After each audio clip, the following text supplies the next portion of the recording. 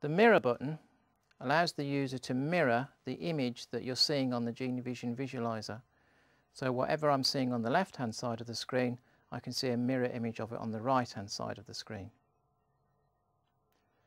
The freeze button allows me to freeze the image that I'm seeing. So I can place an object on the visualizer, press the freeze button, and that image then stays on the screen while I can do something else on the visualizer without that object being there. The negative button turns an image from its positive to its negative form. So I can use it to reverse text from being black on white to white on black, or to put a negative on there and turn it back into a positive. The title button allows me to grab a title, which could be a lesson objective or a key question or key vocabulary, and leave it displayed at the top of the screen.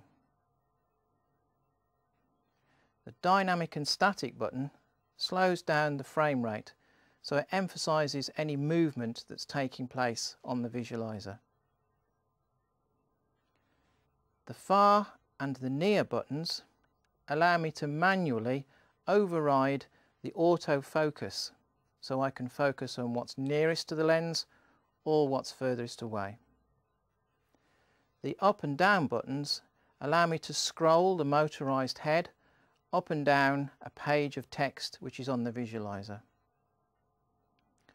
The split screen button allows me to split the screen, so I can hold something on the left hand side and then have the right hand side as a live image coming through. The PPW and PIN are for use with the RS232 connection on the side of the visualizer when I want to link this up and control another device. This button here has CCD, PC1 and PC2 next to it, and this allows me to change channels. So at the moment you can see it's blue, which means it's linked to the charge coupled device or the camera. When I change it to green, it's now looking for an input from the PC1, which could be a laptop or a PC. And PC2 could be the same thing again. So we've got three different channels that we can swap between, and we're using this like a switch to switch us from one to the other. The lamp button switches on either the lights at the top or the lights underneath, or no lights at all. And again, it scrolls round. The video button allows me to pull in feed from the video at the back of the unit. So if I'm wanting to play a DVD or a tape, then I can pull that feed in and then press that button, and then that video would be played through the visualizer and output onto the screen.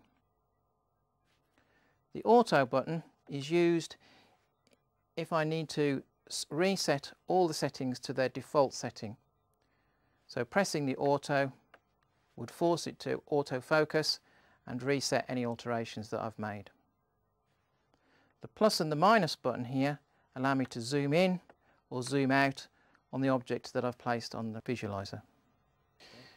If you forget what any of these buttons do down at the bottom of the visualizer, then they're all explained up here at the top.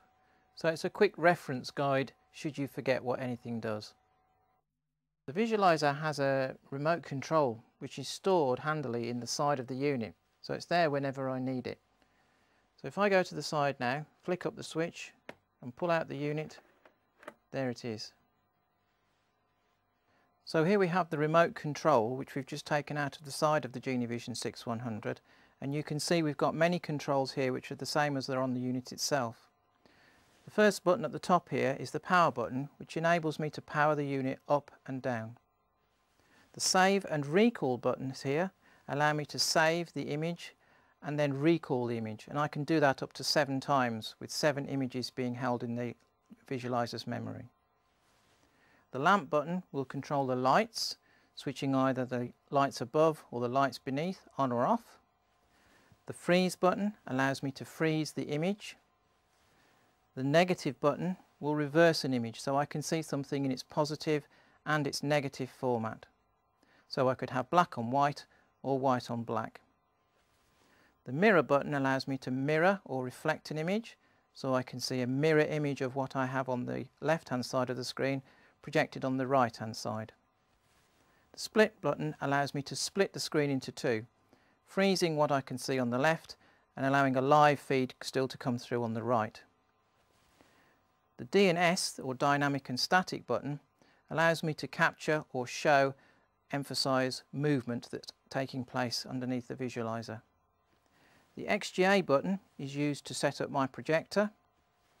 The black and white button allows me to add or remove colour from anything that I'm projecting from the visualizer. Title allows me to grab a line of text and display it along the top edge of the screen that's being projected, so I can show things such as a lesson objective or a key question or key vocabulary. The power and the input button here are used with the RS232 connection so that I can actually control something like a projector. The text button allows me to enhance text. If I'm just projecting text, then I can darken and make that text a little bit bolder. The buttons that are shown in yellow here allow me to zoom in and zoom out, but if I have a large three-dimensional object, I might want to force the visualizer to either show what's nearest or what's furthest away.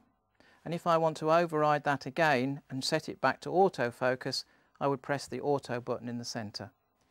The volume up and volume down would be in connection with the RS232 input again if I was controlling a device that had volume control on it. Video would pull a video feed in, and CCD PC1 PC2 allows me to swap from one device from another, CCD being the camera, PC1 and PC2 being other devices that are connected into the visualizer. On the bottom row we have the scroll button, which allows me to control the motorized head of the unit to scroll up and down the page. And the brightness button allows me to adjust the brightness on the image that's being shown through the video cap software, and also alter the contrast of the blue and the red within that image as well. All the connections on the back of the Genee Vision are clearly labelled for any other appliance that I want to either pull in or push out. So I have audio in and video in and out. I've got projector output, computer in and out, and a power in and out, so I can power the device itself but also relay power to another device that I might have connected. If I want to use the visualizer to record something across a classroom, for instance, if I drop the head down and then remove the short throw lens here, then I can throw over a much bigger distance. So by raising the arm back up and turning the head, I would now be able to record something across the other side of the classroom.